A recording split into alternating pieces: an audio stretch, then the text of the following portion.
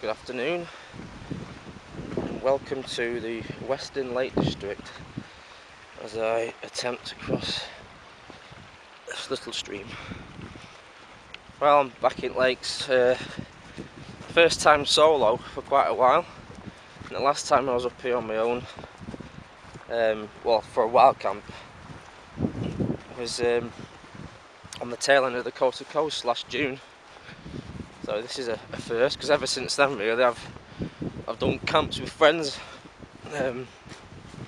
mainly Lee, Pete and Rich, and Wes has jumped in on one as well, especially this year, so it'll be a bit odd being on my own, but it'll give me a bit more time to myself. And as I take in this penultimate wane right, which is going to be Green Crag, and then I'll finish on the miniature Castle Crag, maybe in about a month's time. So, I'll plod on.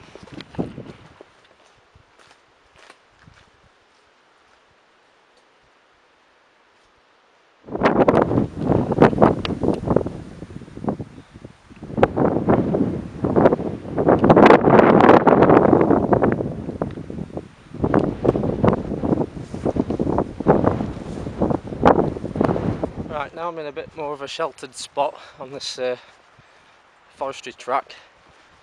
Just explain a bit more why I'm here this evening.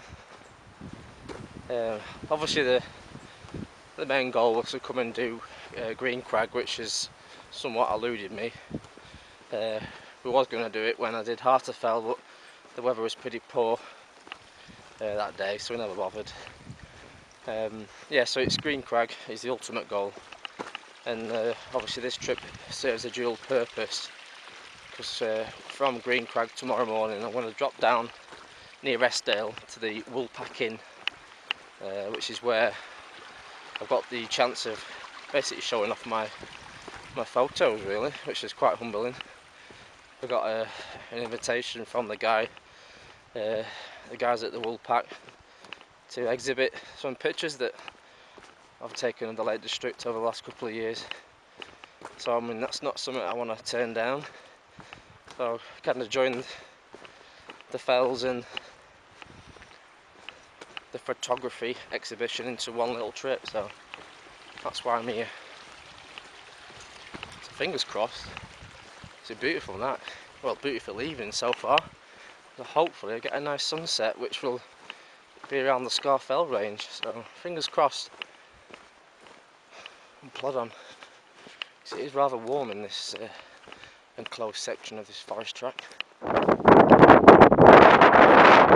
don't think it's going to give me enough.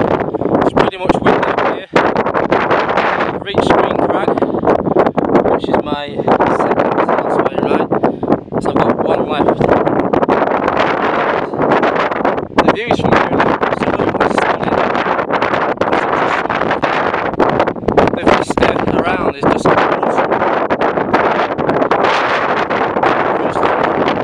back east you've got the Coniston Fells, and then you've got Harterfell, which I'll be crossing over back tomorrow, and then you've got the Crinkle Crags on the right in the cloud, and just behind that is Bowfell, then you've got Pike, and then you've got Eskdale leading up to Broad Crag and Hill Crag and the Eskdale Pikes.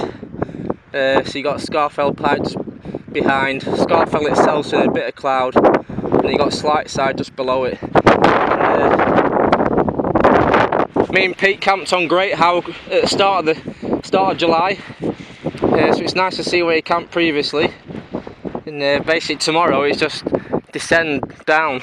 That's Low Birkerton, and basically the view out west to the Oakwater and out to sea. So hopefully I get a pretty mint sunset tonight. Hopefully, fingers crossed. Right, I'm going to get a few pictures and whatnot and try and source a camp spot and see where I can get some water from.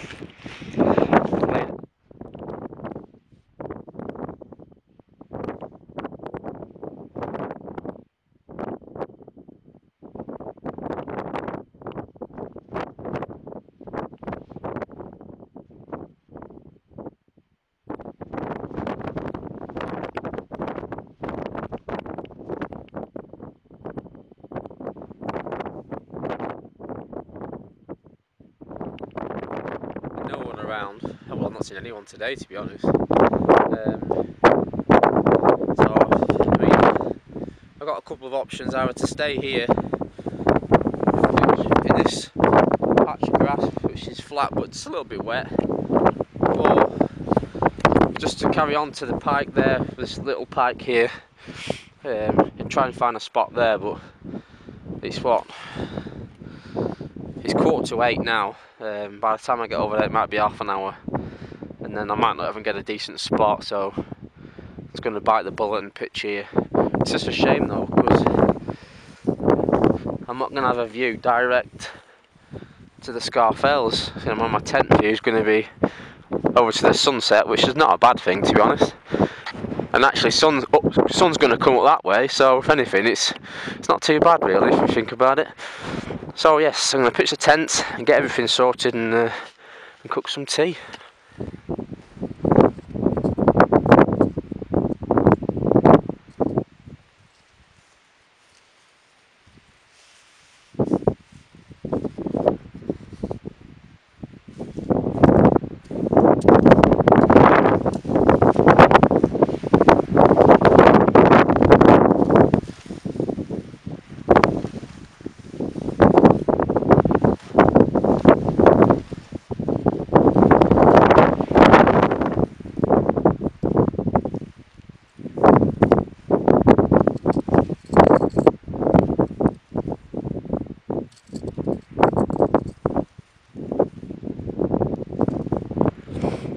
Alright, it's just gone 8 o'clock.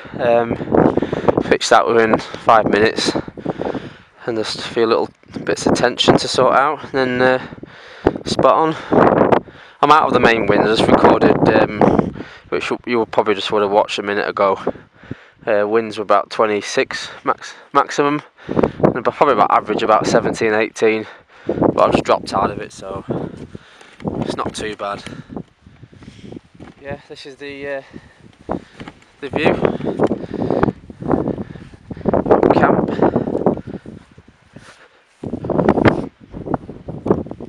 And you've got the back end at the Coniston Fell. So this fell with a bit of light on it is Walnut Scar, and you got brown pike and buck pike, and they told us a bit about there is Dow Crag, and the other thing is maybe just about make out a tarn there, that's Seathwaite Tarn. Obviously you can't see the old man, it's just behind. And you got Harterfell, which I'd mentioned, which is the route back tomorrow after I've visited the Woolpack Inn. I'm using my Osprey Talon 33, start of focus there. It's obviously Osprey's most well-known pack, they're classic. I mean, many people that I know have already got them. It's a great summer pack for wild camping, and a great pack for a winter day walk as well. It's only a 33, but you don't have to get some room.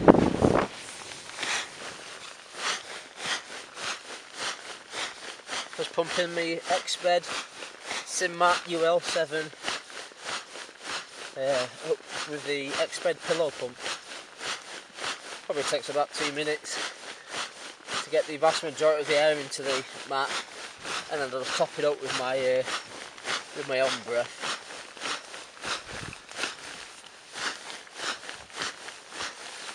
It's pretty straightforward. A bit awkward when you're in a small tent like, but it certainly saves getting damp, moist air into your mat. Like I said, I just finished it off.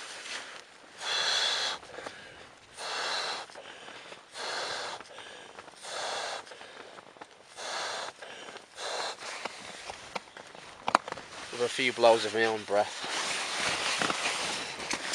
and that's that done. And then basically you just connect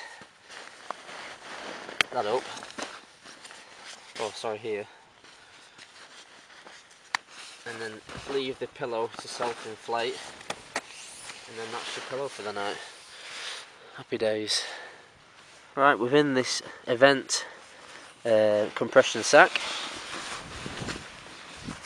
which is Sea to Summit, which I got as a bargain off Field and Trek a couple of years ago, about £6. So that's one to look out for. And like I say, in here is my cheap Caramel down jacket, which was £25. It weighs 280 grams. I don't know if you can still get them for that price, but that was a bargain. Packs down pretty smart, and this is like just a summer, just in case. It doesn't really weigh out, so I'll just bring it anyway. So that's the down jacket, just in case. And summer sleeping bag, which you might have seen before from other videos, is the, I don't know if they actually make this anymore, Atlas Explorer 150, and that's actually temperatures +8, so this is a summer bag only. I have used it in like late autumn and I have been a bit chilly in it, so this is a summer bag only. It is good because it's got a full zip, so you can actually use it as a quilt as well. So that's alright. Right, what I do here, this is just a little tip, I don't know if anyone else does this. Basically with my rucksack liner, it's got a dual purpose for me, because it saves getting the rucksack full of shite. Basically just put that out in the porch area as I knock the camera over.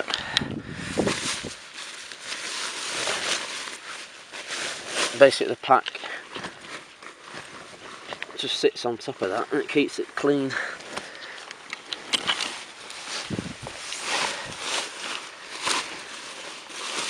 Kind of cups round it, so any shite or whatever is off that, and if it does piss it down during the night, your bag's protected, it's not going to get soaked. So that's top tip of the day.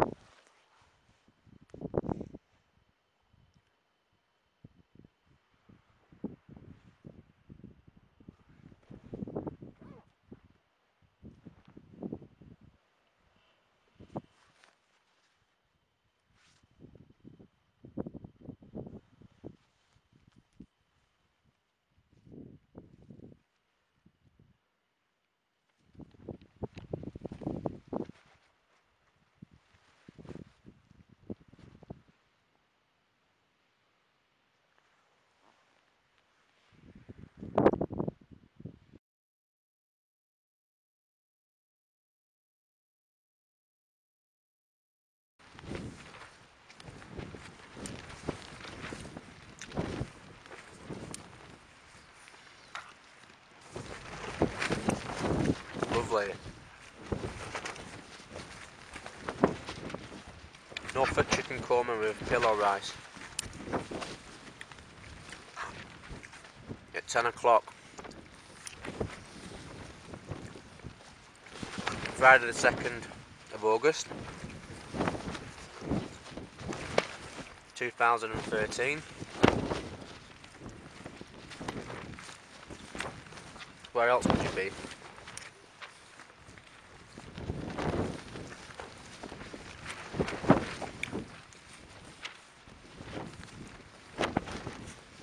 There's only a few other places that I'd rather be right now.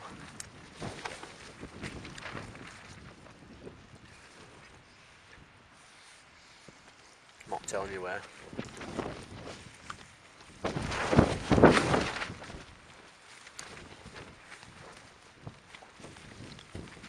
No, it's probably me for tonight anyway. Make a few phone calls. Have a read on internet and whatnot. then call it a night. Hope you enjoyed today, as much as I have anyway.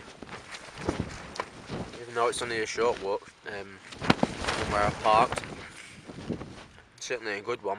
It's not really strenuous, to be honest. It was steady. There's nothing difficult about it. So I'll certainly look forward to coming back here another time. Certainly. It's a great spot for a camp. Anyway, good night.